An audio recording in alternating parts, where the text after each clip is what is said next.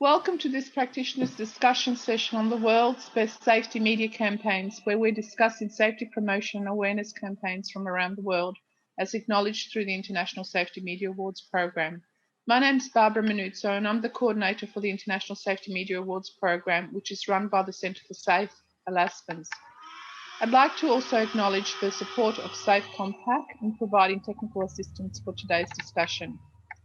Joining me today is Rebecca Roebuck from Safe Compact. Welcome, Rebecca. Thank you very much for making time to speak to us. Thanks, Barbara. Rebecca, it's great to be here. Yes. Rebecca, to start with, can you tell us about your connection to the International Safety Media Awards program? Well, thanks, Barbara. Well, as you know, I've been working in the community safety field for over 20 years now, which is showing my age quite a bit. It's probably closer to 25, actually. But the International Safety Media Awards has been around for quite a long time, I guess, during my working career. And it's always been something for me personally that I've looked to learn, I guess, what other people are doing and what's working as a safety practitioner and being involved in community safety programs. So I guess my most of my involvement with the awards is actually as an interested practitioner, hoping to learn from other programs. Yes, you have been around for quite a while at local government, state government, national government, and also all your international work. So yes. So let's turn specifically to your decision to partner or being a sponsor for the International Safety Media Awards 2020-2021.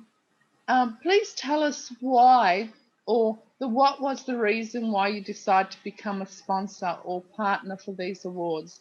What's the win-win for you and your organisation? I'm a director for Safe Compact. So Safe Compact is it's a specialist consulting business working in the Asia Pacific region primarily, focused on supporting government and international development organisations around community safety and social policy. So for us, we've been operating now for a number of years. But this is something that I think most of, our clients and the people that we work closely with are people that are on the ground delivering, designing community safety programs or other social programs. And something like the International Safety Awards, it's a very unique program in that I can't think of any other awards program that actually has that global reach and that focus on behavioural change around safety outcomes. So for us, it was about aligning with an organisation that, and the awards program, being that partner in terms of how we can share that information globally and people can learn from each other. So that for us was the big motivator was, how can we support that sharing of global knowledge? And of course, as a sponsor and as a business, we saw advantages there of being aligned in terms of those, very much aligned with our core purpose around safety outcomes. But also to having that reach where we knew that people would, see the awards program and that reach really for us was important as well. So that's why I guess we're aligned with the program. Yes. So to finish off with, would you like to share any further key tips for practitioners that are undertaking safety media campaigns? Yeah, there's heaps, and lots of things come to mind straight away. I always think you learn a lot from failure, and I think having worked for a couple of decades now in this space, there are some things that you've had a go at trying, it just hasn't worked, and I think you learn from that too. So I guess one tip I have is really to test and pilot things. It's certainly very easy to spend a lot of money and produce a really fantastic, creative and fun campaign.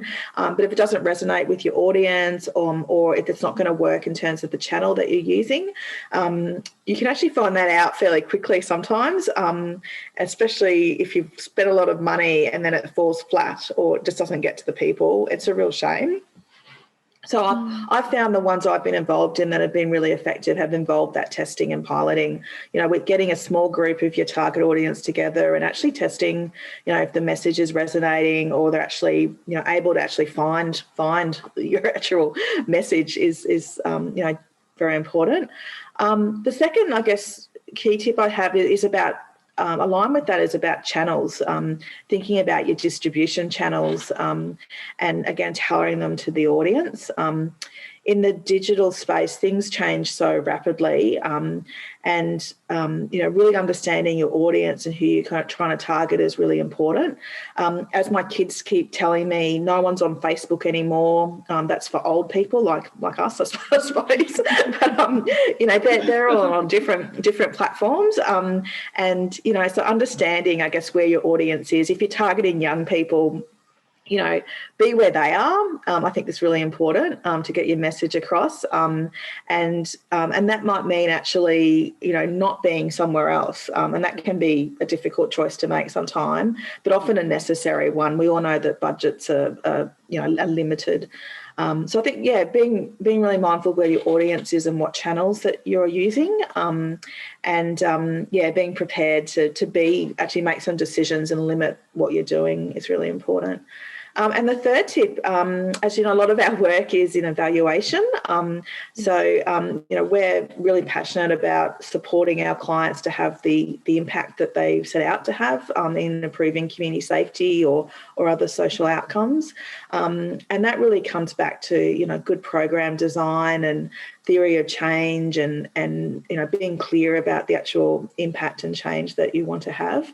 So I think it's really important in any safety campaign to think about how you're actually going to know if you're making a difference and what success looks like, and then to evaluate and measure your impact in relation to that. It's that can be really scary, because often if it's your work or a project you've been working on, you want it to be successful, and sometimes when you measure impact, it shows an improvement area, an opportunity to strengthen, or perhaps it just isn't working.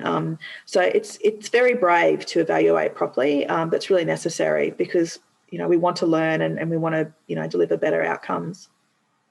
Mm-hmm. Well, you've covered lots of ground there.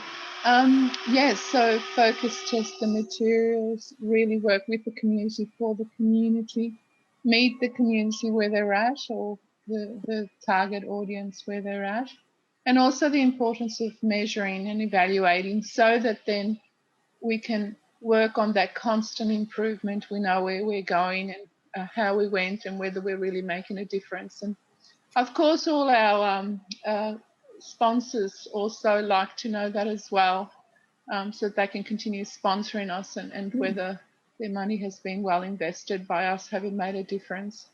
And yes, the importance of also sharing our failures, the things that didn't really work are also learning exercises. They're also learning, so we should be courageous enough to share that as well. I really so appreciate you being such an inspiring sponsor and partner for us in these International Safety Media Awards. You've been a sponsor and partner before, and the team appreciates how you've continued to be a sponsor through these awards this year as well. So thank you so much for being such an inspiring partner and sponsor for us for the International Safety Media Awards. We appreciate that.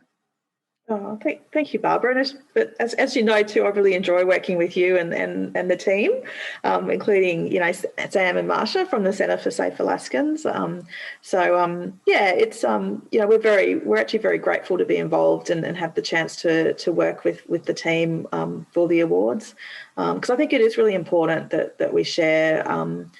From that global perspective, and so we're delighted to still be a part of the awards program. Mm-hmm. Thank you once again. So before we finish off, just as a reminder that due to the coronavirus pandemic, the Safety 2020 conference has been postponed until November 2022, with the virtual global event to take place in the meantime on the 22nd to the 26th of March 2021. The winners of the 2020 International Safety Media Awards will be announced at this March 2021 global event. So stay tuned for information around this time. Thank you again for joining us for this discussion about some of the world's best safety media as recognised by the International Safety Media Awards program. Thank you also to the Centre for Safe Alaskans for founding and sponsoring the International Safety Media Awards since 2006. To all our global safety colleagues, as always, we wish you success in improving safety outcomes for your community. Thank you.